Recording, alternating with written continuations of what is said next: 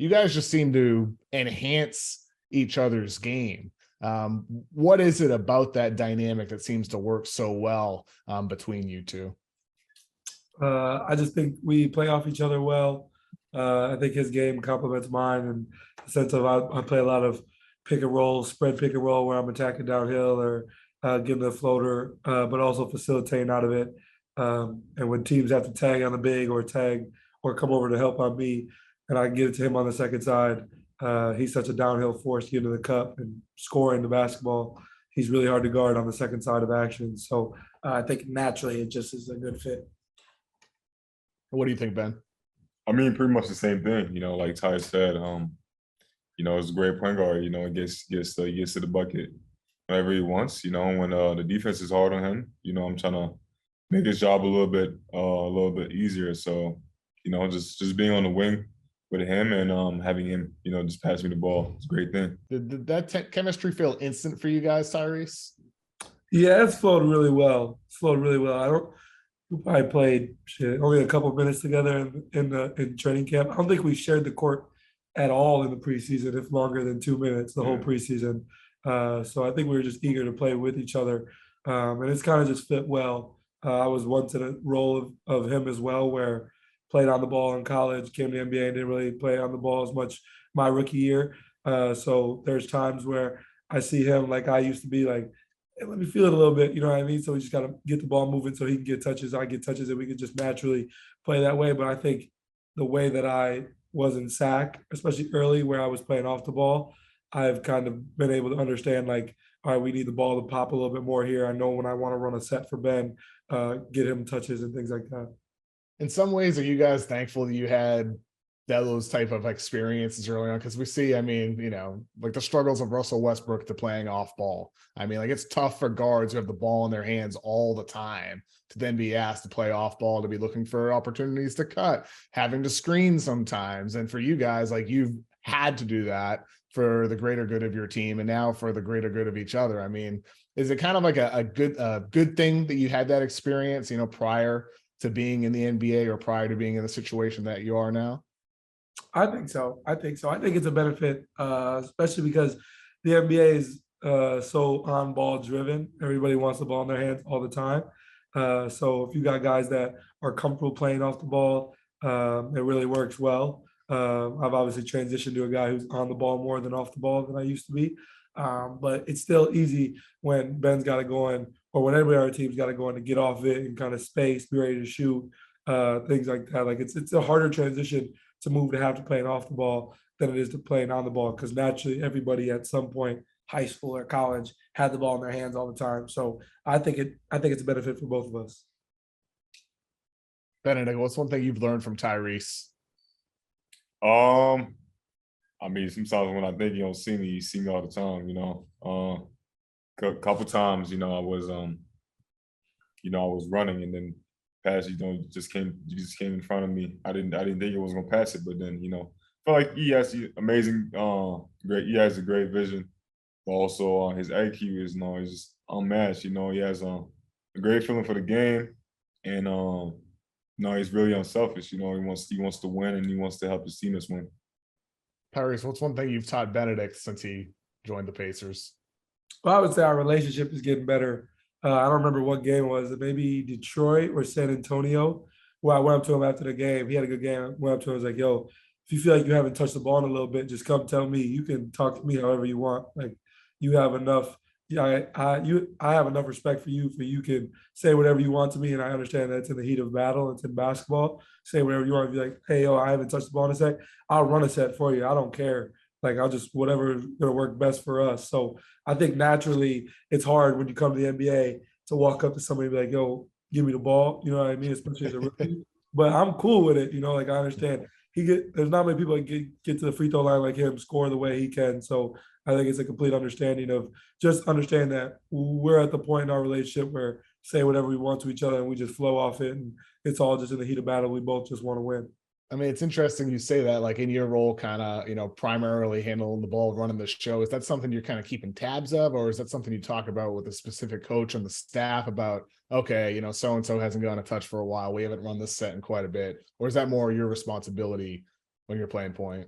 I think coaches tend to try to have that responsibility. They don't ever say it, but right, you'll come down and they want to run a set for somebody that maybe hasn't touched it a little bit. But like your job as the point guard, I've been told this my whole life, is to kind of be the mom on the team, right? Make sure everybody's happy. So make sure everybody gets touches. Even if the set's not for them, sometimes dudes just want to feel the ball. You know what I mean? So if I'm running action for somebody to get a reversal where they just get to hold it, to swing it, then they get to set a ball screen or cut or whatever it is. I think that, you know, it's the NBA. Everybody wants to feel it. Everybody has the ability to score or the ability to do something with the ball. So it's not always perfect. There's times where I look at the score, like that game, his career high the other night in Brooklyn, like he should have got more touches in the third. And I know that. And so it's like, now I gotta go watch film, figure out how can I get him more touches in the third? How can we figure that out? Because he had 30, whatever, 32, whatever. He should have had 40. So like, it's just trying to figure out where I can get him the ball more and where I can get everybody the ball more. I think that's just naturally a part of it. Ben, if you had to tell Tyrese, yeah, give me the damn ball. No, I think it happened one time, you know, but you know, I know he's not doing it like, you know, just he's not doing it to piss me off or anything, you know. He's a point guard. He's, you know, trying to get everybody involved, you know. But you know, just, you know, sometimes I think one time I went to him and I was like, "Yo, this, you know, just probably have to run a play." You know, it's been a little minute, but you know, I don't ever take it personal. I know he's, you know, he's trying to get everybody involved. What's an example that came to mind where you did ask him to coach you hard or ask for some feedback? We had practice yesterday, and then I wasn't going too hard, and I told him, you know, I don't take anything personal. You know, if I don't do this right, you know, just tell me. And I feel like today he made sure he was on me a little bit. You know, he told me to run harder and to do stuff at a good pace. Tyrese, if Rick Carlisle were replaced as head coach for a game by Jim Carrey, do you think you'd realize it, considering how identical they look? Somebody said to me one time, I never noticed it. They do look alike. They do look alike I though. always thought it looked like. But back to that, you asked Ben an example. He's the only guy I've ever seen watch film with the head coach on the back of the plane. Like he'll watch all the minutes. Like I watch film with like our video guys and stuff. He goes back there with coach and watches his film after games, good or bad, and that just shows he's hungry, wants to get after it. It's just not many. You don't see guys in the NBA do that. So you know, obviously we're young guys and we both just want to be great, but you see the hunger that he has. Why do you want to be great, Tyrese? You know, you say that, but like there's a lot of players making tens of millions or even hundreds of millions, and it's like, you know, it's easy to become complacent when you're making all that money. Like what's behind that desire to be great? I think there's a lot, but well, I mean, I think when you're a kid, you want to play this game, right? Like you just want to like have fun. You want to win, right? Like you want to win in anything. Lightly playing knockout in the driveway, playing one-on-one with your older brother, playing at open gyms and pickups. Like you just want to win. That's what basketball is about, like winning. And like that's like the challenge of, you know, having to be like high draft pick or a highly touted guy in the NBA. Like it's your job to help get teams over the hump, to get teams back to where they want to be. And obviously the Pacers are used to winning, and we're just trying to get them back there. But I think like Rico Hines said it best to me when I was like a rookie. He was like, to be honest, he was like, money, like fuck money. Like everybody has that. You know what I mean? Like everybody can do what they want, take care of their family, live how they want to live in some way or another. Like what's going to put you over the hump? Like, what do you want more than that? Like that doesn't matter. So that's the biggest thing for me is like, how can I separate myself? And I think in basketball, like you want to leave your legacy on the game in some way, right? Like I think we've all done that in our hometowns, right? I hope 100 years from now, I hope back in Oshkosh, or they're like, Tyrese was the first guy. This is what he did. What blah blah blah. But now, like, how can I leave my legacy on a bigger scale? Like, not just in my hometown, but in the state, in the country, and around the world. Like, you want to have that lasting legacy because this is what you do. Everybody wants to, you know, be great at their craft, just like you want to be great at yours. What do you feel about that, Bennedict? I mean, pretty much like, you know, pretty much like you said. Similar things like, you know, how can I separate myself, you know, from the other guys? And I feel like growing up, you know, like with my older brother, like he used to win all the time. You know, so that really made me who I am. Like, you know, always trying to win.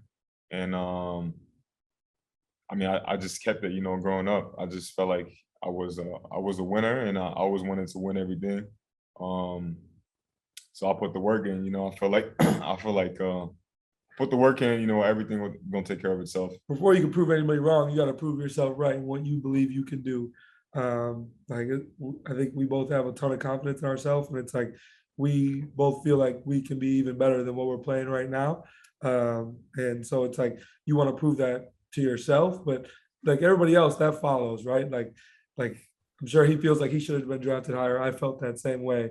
Like we both have points in our life where we feel like we're overlooked in some way, some shape or form or fashion. So it's like we want to like be able to prove that the other way, right? Prove that we were the right decision.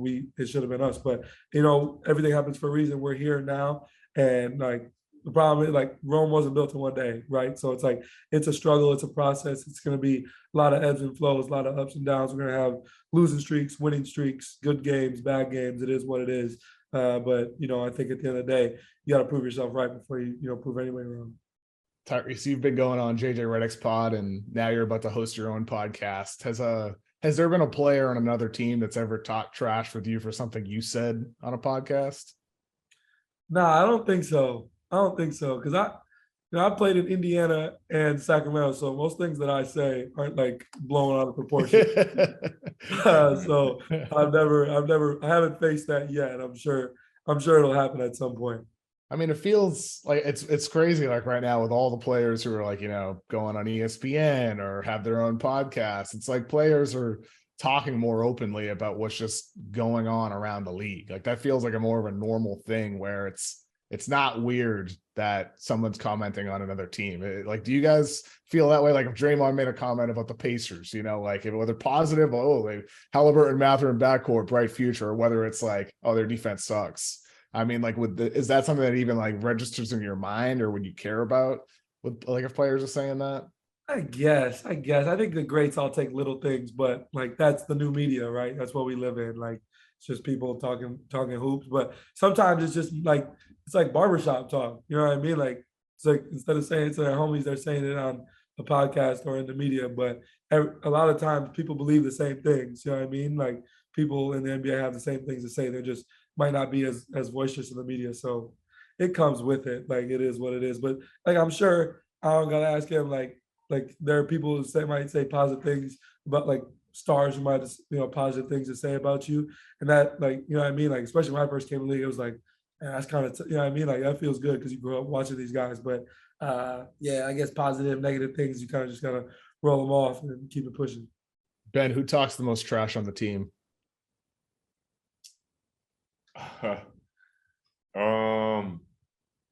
We don't really have. I mean, I like to talk trash, but that's the answer. Part of me wishes the NBA had like how in UFC they put the two fighters up there like before a match and they talk trash with each other. Part of me wishes they would like do that before a playoff series in the NBA. That'd be so cool. Like, why not lean into it? That'd be dope. So you guys would be in favor of that? Like you would go up, like let's say Adam Silver says, for the 2026 playoffs, they announce it a couple of years from now, that the best player or a representative from each team needs to go up on a podium against a representative from the other team. You'd be cool with doing that. As long as James Johnson's in my locker room, I'm coming. That's a really good answer. So speaking of trash talk, I want to talk trash about GMs for a second, because in the NBA.com general manager survey that they do every year before the season, 79% of NBA GMs predicted Paolo Banchero would win Rookie of the Year. 17% said Keegan Murray. 3% said Jabari Smith. All good choices, but nobody said you, Bennedict Mathurin. Nobody. I mean, what is it that you feel like continues to be overlooked even after a successful summer league, a successful preseason, where even the NBA GMs, not one, is saying you could win Rookie of the Year or will win Rookie of the Year this year? Well, I mean, it's not something new. I'm gonna be honest. Like since Arizona even started with Pac-12 Player of the Year, nobody said I was gonna win the Pac-12 Player of the Year. I feel like it's great. It's not gonna change anything for me personally. I'm still gonna be doing what I do. But it's juice. You know, it just it gives me juice. It's what gets me going. You know. Well, you say it's juice to, to have people, not believe in you. Is it Yeah. also kind of juice to see the results in the court? Because my colleague Zach Cram with The Ringer had this stat where he said you're only the fifth player since 1980 to score at least 72 points in your first 3 games. That's Dominique Wilkins, Michael Jordan, Jerry Stackhouse, Isaiah Thomas.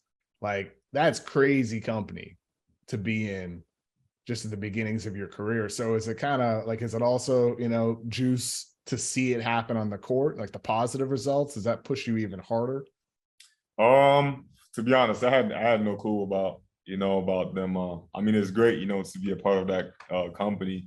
I had no clue about it, until after the game. And even I think something like something in the franchise, like 100 points, I'm gonna be honest, it's not stuff I'm really looking forward. I mean, I'm looking at, and these aren't things I'm like trying to accomplish. I'm going to a game. If I score 17 today, I'm gonna be something like that. It's not something I'm looking forward to, but having like going back on the subjects, having GMs like not saying I'm gonna be able to win Rookie of the Year.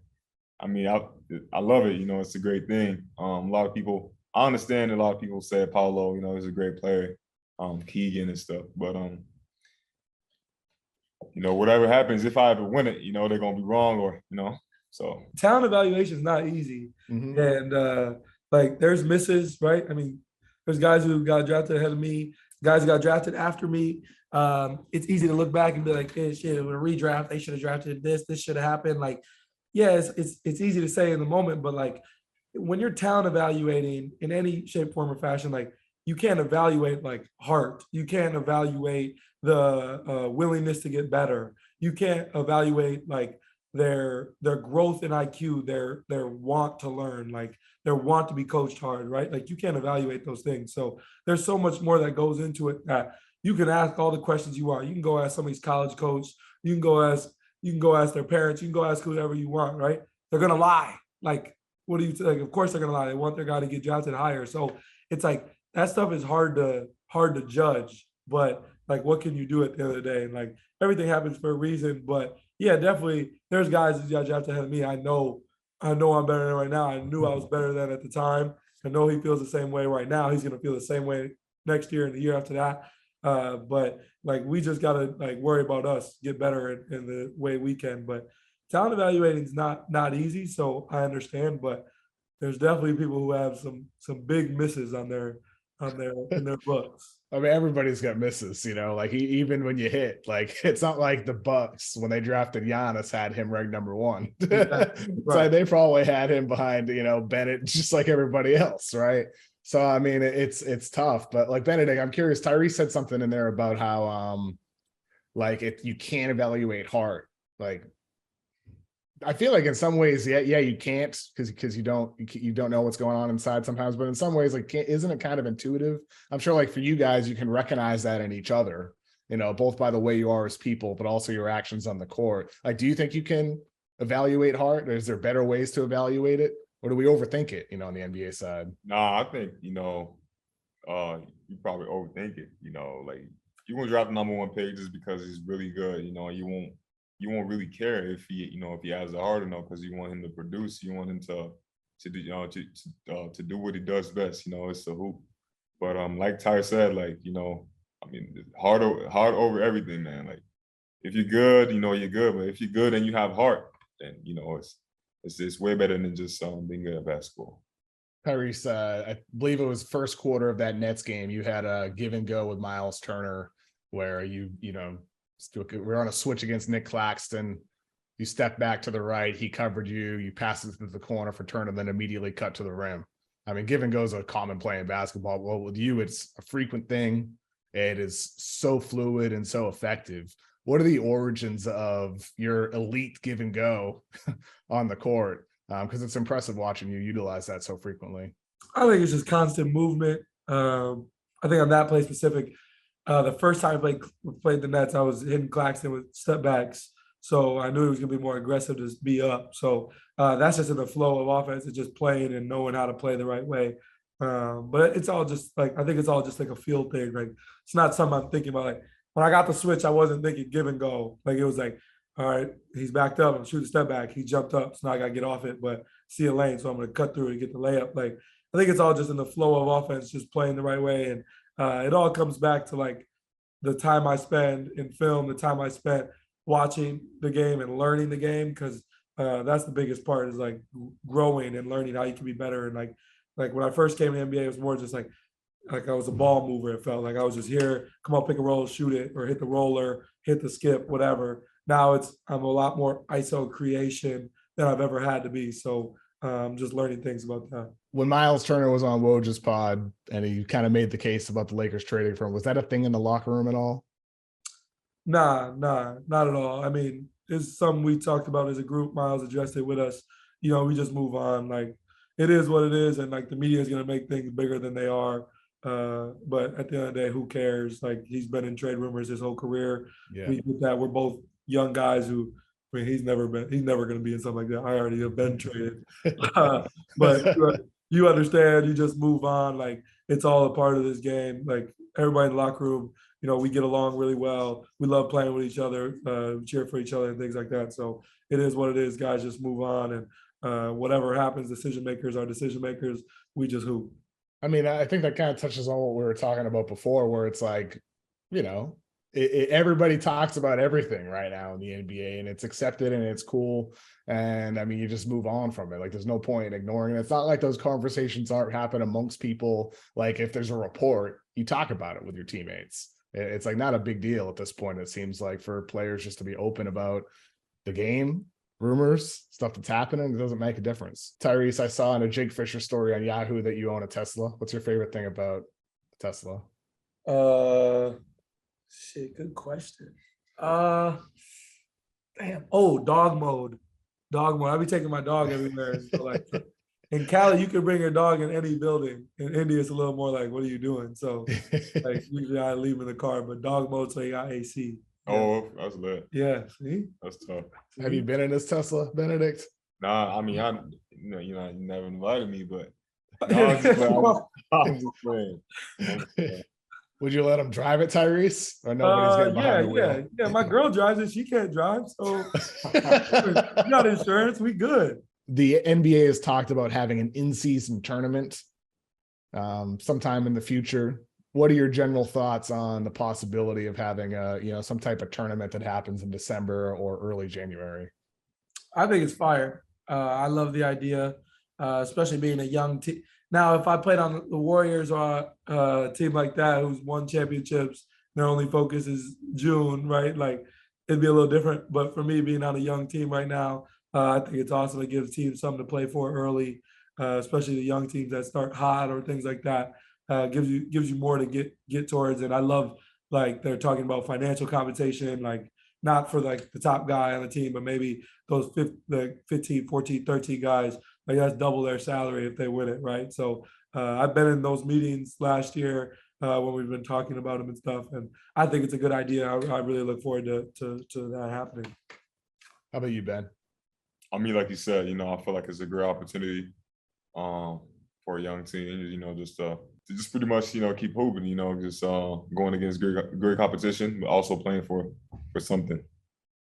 Tyrese, you had mentioned how, the financial compensation aspect, and that seems like if it happens, that's locked in. Like, there will be some form of financial compensation for players. What I've heard from people that I talked to is the league hasn't been as receptive about incentive for teams, whether it's like, oh, these wins will be a bonus in the standings to help you in like getting a higher seed, that there won't be incentive by like a draft pick or the ability to have like a different type of, a way to sign players. Like, it seems like there's no incentive there from the team side, which front office people are like not enthusiastic about that. Do you think that there should be some mechanism like that to create more meaning for teams and thus for fan bases as well, rather than just the financial incentive for players? I feel like that's hard though. Like, it's hard to make those decisions just because like the draft side of things, like, again, just going back to Golden State because they just won a championship, like,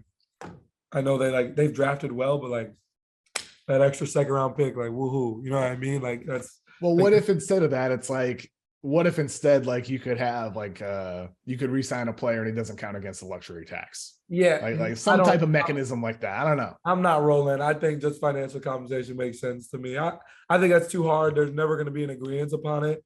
I know that I would bet money that the league is not ever going for that, even if the front office pushes it. I bet the league is not going for that. So, I mean, What if there was no financial incentive? Would players still care if there's none? No. Why not? Why not? I'm just curious. Well, actually, time out. Yes, they would. I think so because you're still getting. Because I think it's still like guys want to win. Guys want like Yeah. you know if it's bragging rights or whatever, like you get a trophy, whatever. Like I still think it like would have meaning to it. Because even right now, even if there is financial compensation, say it's $1 million a person, right? Like guys 1 through 5, 1 through 6 on good teams, it doesn't really do anything for them. It's about like it's better for like you know the guys at the end of the roster, guys who aren't making as much. So I don't even think the financial compensation matters that much. I think it's important that we have it just for an added because there's got to be something. But I do think it's more about like same with winning a championship. What's the benefit of winning a championship? You win a championship. So it's like I think as long as like guys in the league are taking it serious and like which I think that they will, especially the top young guys, like they're gonna want to win, right? Like have won a championship, you win that. It's like all right, like this is what it feels like to win. Versus like if you're LeBron, I got 4 chips, 5 chips, like. Yeah, I mean, what could that do for me necessarily? So I guess that's a good point, but I would say it matters more for the guys in the end. Did you guys both watch a lot of basketball, like League Pass? Are you watching other teams at all? I mean, some players don't, some do. Just so both of you do. Yeah. But where do you feel like the league is trending? Like what's the next thing? I mean, we have big shooting threes now. I mean, bigger guards like yourself and Luka and so on and so forth across the league that are handling responsibility. Like, what's the next trend that you guys kind of foresee in the next 5 or so years as you continue developing in the NBA? I would say we're on our way there now, but I feel like 5, 10 years from now, there won't be any like more drop coverage. We're all going to be switching 1 through 5, which I think is where the league's going. Toronto's been doing it for years. We play Miami tomorrow. They do it. Everybody, like a lot of good, Boston did it for the most part. So I think that's what the league is trending towards, like, especially with all the big guards. Now you got more guys that can guard 1 through 5 or whatever the case may be. So that's my biggest trend I see the league going to is just everybody switching everything and a lot more of like guard your yard one-on-one, being in the gaps. Like I think everybody wants to be Toronto in some way, in terms of switching everything. What do you think, Bennedict? I mean, it's pretty much the same thing. I feel like the NBA, like Tyrese said, most of the team going trying switch everything. I feel like NBA is not really like you won't see any more Shaq and like big guys at the 5. So I feel like the NBA is leading to have everybody pretty much switching everything. Unless there is, I mean, there could be a kid right now who's like 11 years old who's going to grow up to be 7'4", 330 pounds, and he's like this insane basketball player who can also shoot threes. Like there could be a Shaq that we just don't know about yet, and like like that player could kind of change the way teams have to play against at least that one team, But when he's like 16, they're gonna tell him if he can't shoot threes, he's whack. Yeah. So they're gonna have to figure it out. So I don't know what we have. Like we might have a physical dominant. I mean, we got physical dominant guys now, right? Like Giannis is physically dominant. Like nobody's necessarily matching his dominance, but like the next step for him to win a chip was like he's hitting mid-range jumpers, he's been back to the basket better.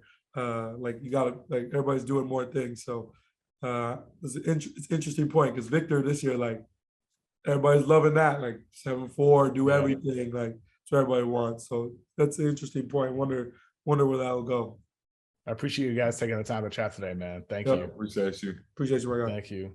Best of luck the rest of the season, you guys. Appreciate it.